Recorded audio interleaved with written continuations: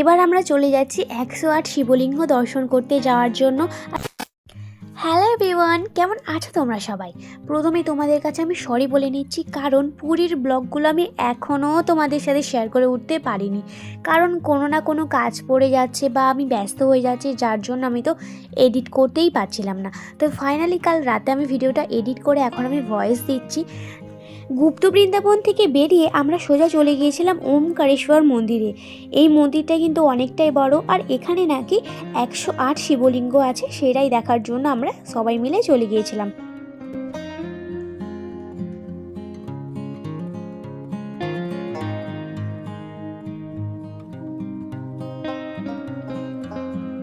এবার আমরা চলে যাচ্ছি 108 শিবলিঙ্গ দর্শন করতে যাওয়ার জন্য।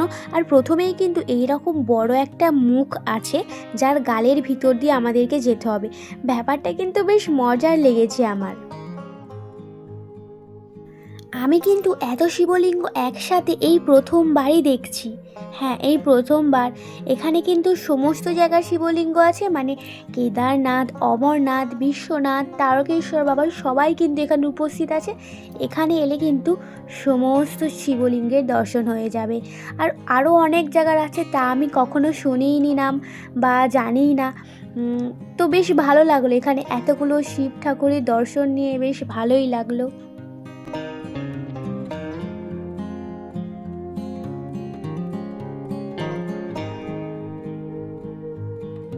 পাশেই কিন্তু ছোট্ট মতো একটা গোশালাও ছিল, আর এখানে বেশ অনেকগুলোই গরু রয়েছে। আচ্ছা, এই চাকাটা কি সত্যিই রথের চাকা? আমি তো জানি না, সবাই বলছিল এটা নাকি রথের চাকা। বেশ ভারী কিন্তু চাকাটা। আর এই দেখো কি সুন্দর একটা কচ্ছপ, আমি তো এইরকম কচ্ছপ এই প্রথমবার দেখছি। এই দেখো আমাদের নন্দী মহারাজ। আমি কিন্তু প্রথমে গায়ে হাত দিতে খুবই ভয় পাচ্ছিলাম, তারপর পাশেই একটা গার্ড দাঁড়িয়েছিল, বললো যে না না কিছু করবে না, তুমি গায়ে হাত দিতেই পারো। বলতে আমি একটু হাত বুলিয়ে দিচ্ছিলাম মাথায়, গায়ে। কি সুন্দর চুপটি করে একদম বসেছিল। এই দিকে আছে নন্দী মহারাজ তৈরি করা, আর এই দিকে আছে আমাদের সত্যিই নন্দী মহারাজ। তারপর আমরা এখানে বিস্কিট খাইয়ে দিচ্ছিলাম। তো আজকের ভিডিওটা এই পর্যন্ত। সবাই ভালো থেকো, সুস্থ থেকো, দেখা হচ্ছে নেক্সট ব্লগ নিয়ে। আর ভিডিওটা কেমন লাগলো অবশ্যই জানিও। টাটা।